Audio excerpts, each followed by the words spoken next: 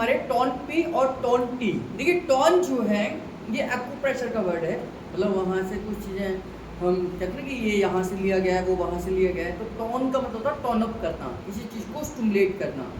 P का मतलब है पैरेटिड ग्लैंड और टी का मतलब है टॉन्सिल्स ग्लैंड्स। तो पैरेटिड ग्लैंड और टॉन्सिल्स को स्टिमुलेट करने के लिए, टोन अप करने के लिए, उनको स्टिमुलेट करने का तरीका आता है टोन पी और tone T. Tone P parotid gland क्या है? जो हमारे मुंह के अंदर सलाइवरी ग्लैंड्स है, यानी कि जो थूक बनता है, जो सलाइवा बनता है, उसको बनाने के लिए हम टोन पी देते हैं। यानी कि अगर हमारा मुंह सूखा रहता है, ड्राइनेस रहती है, खाना ठीक से पचता नहीं है, खास तौर से कार्बोहाइड्रेट डाइजेस्ट नहीं होगा, तो आपको टोन पी देने की जरूरत है, पैरेटिड ग्लैंड्स को स्टिमुलेट करने की जरूरत है।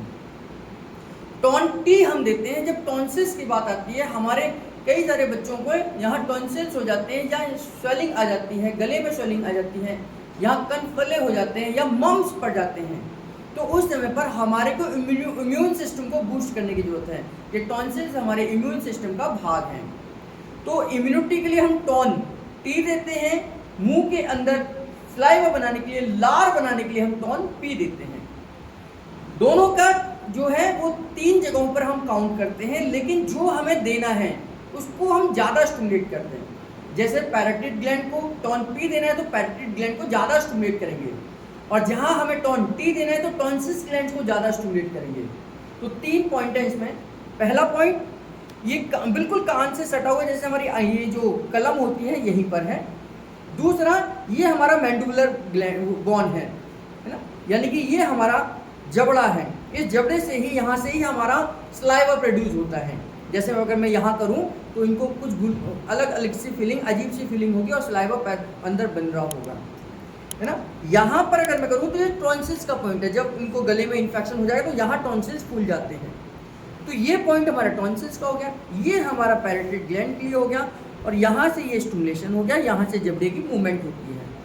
तो ये 3 पॉइंट, 1, 2 और 3, बस इन्हीं 3 पॉइंट पर हमने देना है। काउंटिंग डिपेंड करती है कि हमें देना क्या है।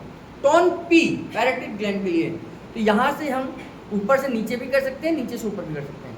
1, 2, 3, 1, 2, 3, 4, 5, 6, 7, 8, 9, 10, 11, 12, 1, 2, 3, 4, 5, 6, ऐसे भी दे सकते हैं, ऐसे भी दे सकते हैं। 1, 2, 3, 4, 5, 6।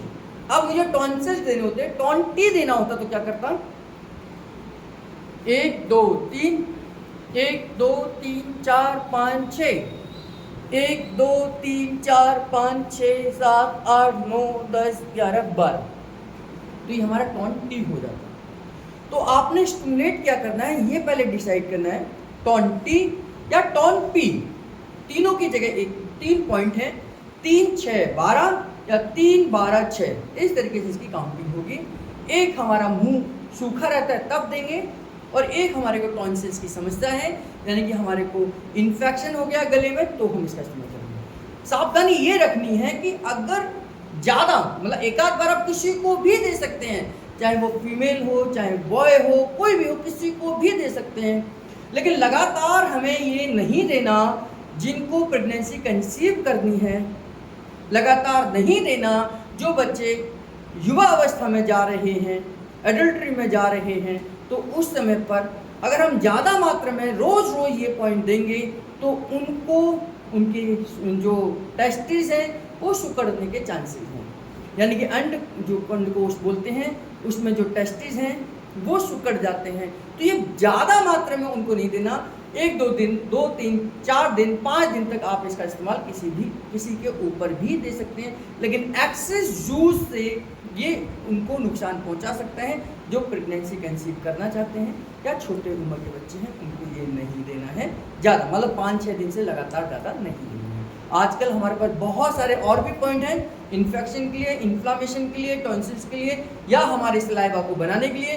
तो हमें ज़रूरी नहीं है कि यही पॉइंट देने हैं। 2-4 दिन देने के बाद हम ट्रीटमेंट चेंज कर सकते हैं, जिसमें हमारा सिंपैथेटिक पैरासिम्पैथेटिक पॉइंट हमारा यानी कि स्वेट का पॉइंट है, जो इसके लिए काम करेगा, और इम्यूनिटी के लिए तो पूरा वायरल ट्रीटमेंट हमारे पास है।